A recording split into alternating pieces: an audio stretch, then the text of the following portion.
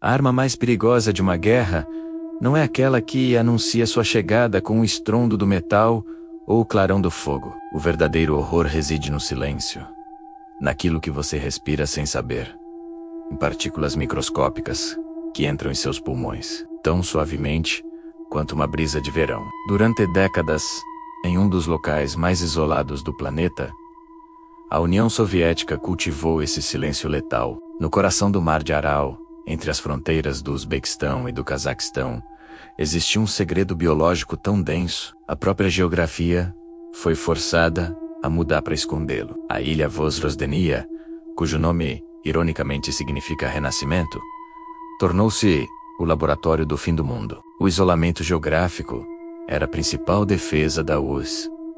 O Mar de Aral, outrora o quarto maior lago do mundo, oferecia uma barreira natural de águas profundas e ventos imprevisíveis. Em 1948, o local foi transformado na base ultra-secreta Aralsky 7.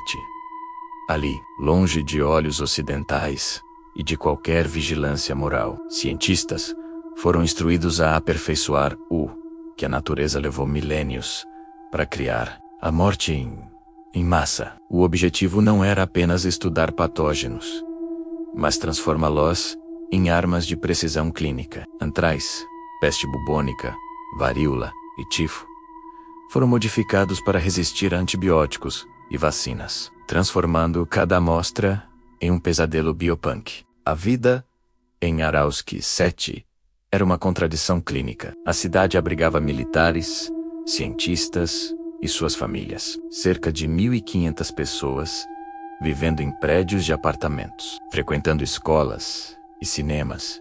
Tudo isso construído sobre toneladas de patógenos enterrados. As crianças brincavam enquanto, a poucos quilômetros de distância, macacos e ovelhas eram amarrados a postes em campos de testes, expostos a aerossóis de antraz, para que os efeitos fossem cronometrados com precisão cirúrgica. O perigo era uma névoa constante, um vizinho invisível, que todos sabiam existir, mas ninguém ousava nomear. O ano de 1971 marcou o momento em que o invisível se tornou inegável. Durante um teste de varíola armada, uma névoa de partículas escapou dos limites planejados. Um navio de pesquisa que navegava nas proximidades, a cerca de 15 quilômetros da ilha, cruzou o caminho desse espectro biológico. Uma jovem técnica de laboratório a bordo Tornuse, a paciente Zero, ao retornar para sua cidade natal, o vírus, modificado para ser mais letal e contagioso,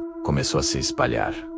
O surto foi repentino e violento. O terror visual, que se seguiu, parecia saído de uma crônica de horror. Pássaros começaram a cair mortos do céu, em pleno voo, atingidos por uma força que os pulmões não conseguiam processar. Peixes mortos flutuavam nas águas do Aral, intoxicados por resíduos que vazavam dos laboratórios. As autoridades soviéticas agiram com a frieza biopunk característica do regime. A cidade foi isolada, milhares foram vacinados à força, e as vítimas foram enterradas em caixões de zinco selados, para conter a contaminação. Se você se interessa por esses segredos obscuros do Estado e pela biologia militar, que moldou as sombras do século XX, deixe o seu like agora. É através desse apoio que o canal Sombria consegue desenterrar histórias que governos tentaram apagar por gerações. Com o colapso da União Soviética em 1992, a evacuação de Aralsky-7 foi tão precipitada quanto desoladora. Os laboratórios foram deixados com as luzes acesas, documentos secretos espalhados pelo chão e as gaiolas de testes abertas e vazias. Recipientes de metal contendo toneladas de esporos de antraz foram enterrados às pressas em covas rasas, sob o sol cáustico do deserto. O que se seguiu foi um pesadelo ecológico sem precedentes. Devido ao desvio de rios para a irrigação de algodão, o Mar de Aral começou a secar rapidamente. A ilha Vozrozhdeniya deixou de ser uma ilha para se tornar uma península conectada ao continente. O perigo agora tinha uma ponte física. O recuo das águas revelou o fundo do lago, transformando o local em um caminho terrestre, onde animais selvagens, como roedores e cobras, podiam entrar livremente. Esses animais, agindo como vetores biológicos, poderiam entrar em contato com as bactérias adormecidas, mas ainda famintas enterradas no solo. O antraz, capaz de sobreviver por décadas em condições extremas,